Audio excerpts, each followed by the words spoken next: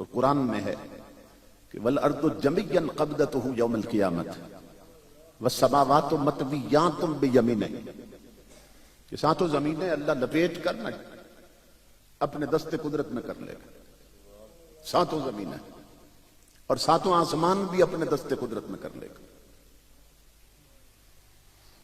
اور پھر وہ ذات آواز دے گی این الملوک این الجبارون این المتکبرون، کہاں ہیں وہ حکمران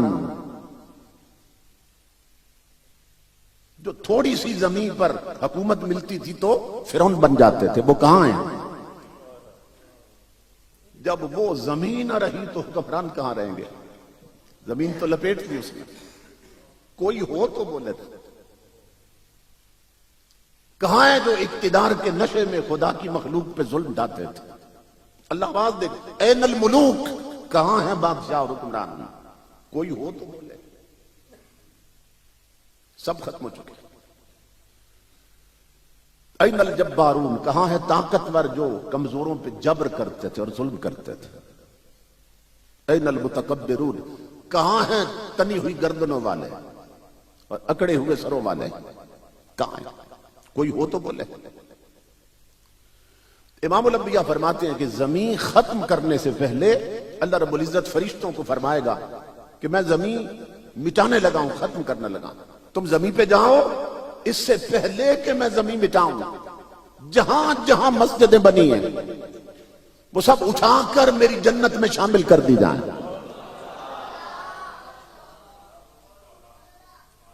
تو یہ جہاں بیٹھے ہیں نا، یہ جگہ جنت میں شامل ہونے والی ہے۔ تو جو 5 وقت اس جنت میں نہیں آتے، یہ یاد رکھیں، جو 5 وقت اپنے محلے کی اس جنت میں نہیں آتے، اس جنت میں بھی نہیں جا سکے۔ وہ بد نصیب ہیں، انہیں معلوم ہی نہیں، ان کے محلے میں خدا نے یہ جنت بنا دی ہے۔ جنت کیوں؟ حدیث پاک تمام مسجدیں روئے زمین کی اٹھا کر جنت کا حصہ بنا دی جائیں گی، جنت میں شامل کر دی جائیں گی۔ تو جو لوگ 5 وقت نماز پڑھنے نہیں آتے نا، وہ یہ نہ کہیں ہم نماز پڑھنے نہیں جا سکے، وہ کہیں ہم وہ بد نصیب ہیں جو جنت میں نہیں جا سکے، جنت میں نہیں جا سکے۔ اب کتنے لوگ ہیں کہ جو اس جنت میں حاضری اور داخلے سے محروم ہو چکے ہیں، پرواہ نہیں۔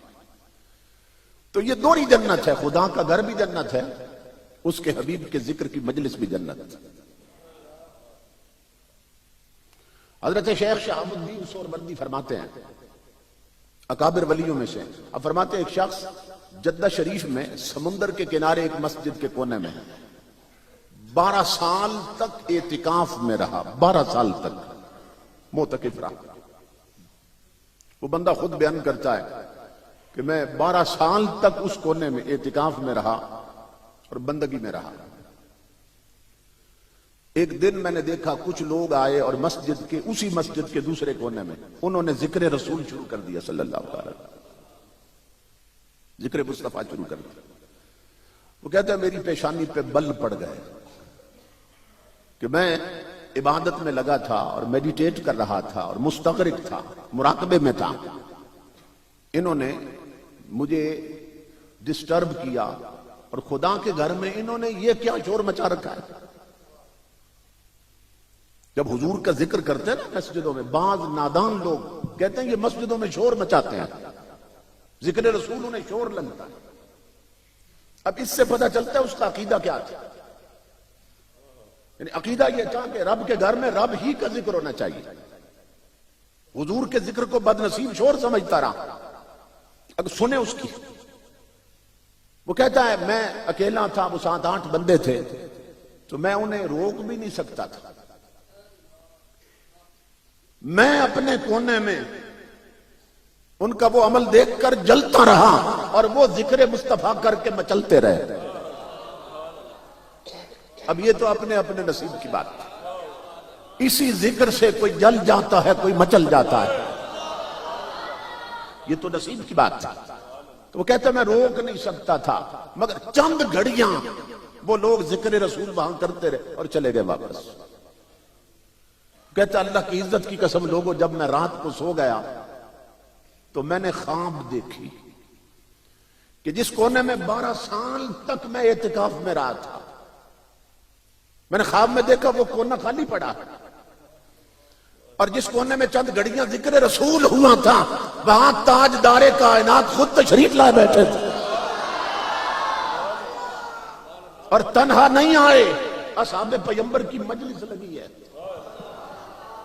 اور بعد از انبیاء مرسلین جو سب سے افضل ذات ہے صدیق اکبر، وہ کھڑے ہو کے حضور کا ذکر کر رہے ہیں، اور ان کی ہر بات پر حضور جھوم رہے ہیں اور فرماتے ہیں وحق زحق وحق زحق، کہتا ہے میں سن رہا ہوں، آقا فرماتے ہیں ابو بکر جو بولتے ہو حق بولتے ہو۔ وہ کہتا ہے میں نے خواب میں چاہا کہ اپنے کونے سے چلا جاؤں اس ذکر کی مجلس میں، حضور کی مجلس میں، مگر زمین نے پکڑ لیا، زمین نے پکڑ لیا، میں نہیں جا سکا۔ کہتا ہے میں جا تو نہیں سکا مگر اس دن سے لوگوں میرا عقیدہ بدل گیا، اور مجھے یہ بات سمجھ آ گئی عقیدہ وہی حق ہے جو احمد رضا کا ہے، جو میرے علی شاہ کا ہے۔